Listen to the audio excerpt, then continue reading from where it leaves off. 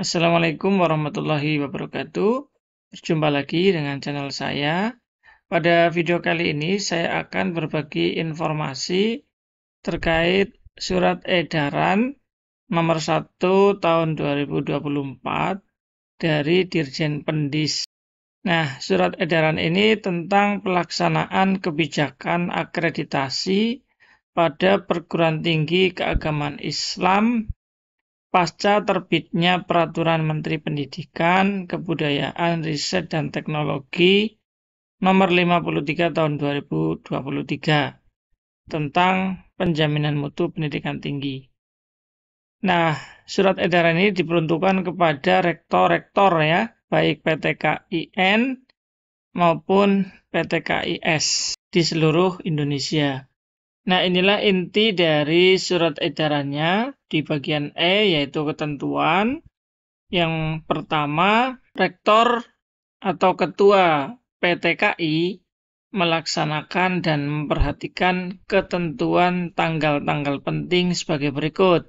Yang A, seluruh proses akreditasi, termasuk pemantauan dan evaluasi peringkat akreditasi atau PEPA, konversi peringkat akreditasi atau yang sering kita sebut dengan istilah ISK, dan juga penyetaraan sertifikat akreditasi internasional program studi masih dilakukan dengan instrumen lama hingga tanggal 16 Agustus 2025. Nah, kemudian batas akhir dari pengajuan akreditasi dengan instrumen lama itu adalah tanggal 31 Desember 2024. Berikutnya, BAN PT dan LAM akan menyelesaikan instrumen dengan sistem akreditasi baru paling lambat, ya ini tanggal 31 Desember 2024.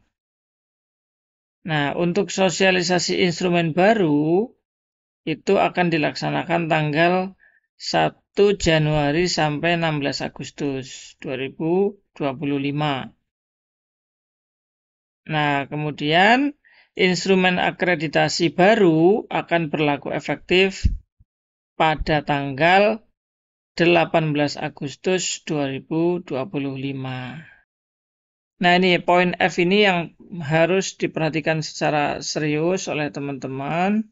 Bagi perguruan tinggi atau program studi yang tidak terakreditasi dan atau belum mengajukan permohonan akreditasi, wajib mengajukan permohonan akreditasi ke BAN PT atau LAM paling lambat tanggal 18 Agustus 2024.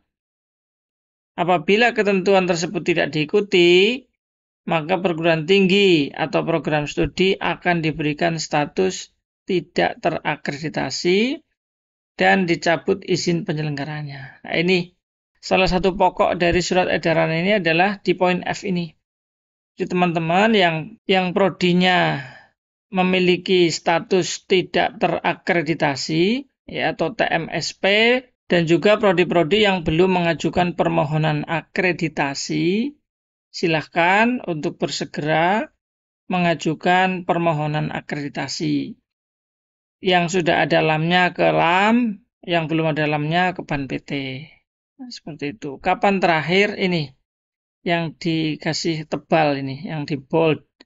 18 Agustus 2024. Sekarang bulan Februari, ya, maka tinggal 6 bulan lagi sejak sekarang. Silakan disiapkan gitu ya.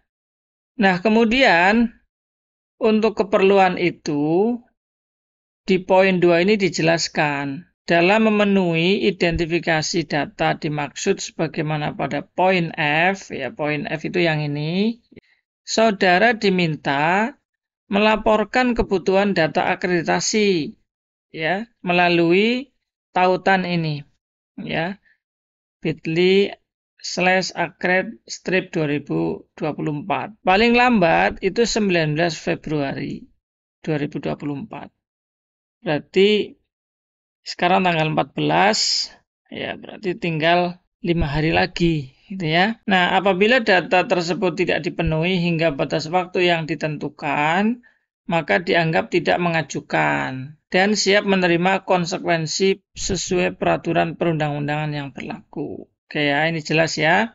Jadi paling lambat teman-teman silakan melaporkan kebutuhan data akreditasi. Nah, nanti ini diklik linknya, ya ini linknya di copy, ya seperti ini. Kemudian dipaste di browser dan teman-teman isi di sana dari Google Form permintaan data-data akreditasi, baik APT-nya maupun APS-nya, seperti itu. Nah, kemudian poin ketiga, perguruan tinggi atau program studi pada PTKI dapat meluluskan mahasiswa apabila memiliki status akreditasi sebagai berikut. Untuk program studi dulu, yang A ini harus mempunyai salah satu status akreditasi.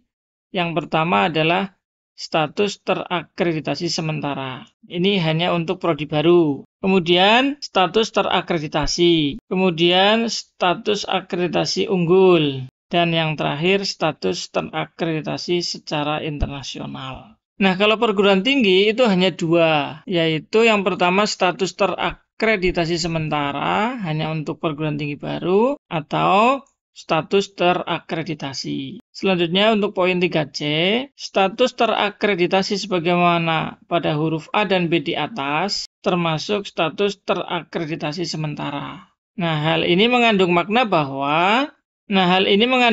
bahwa prodi dan perguruan tinggi terkait telah memenuhi standar nasional pendidikan tinggi atau SNDikti yang diatur dalam Permendikbudristek tersebut di atas.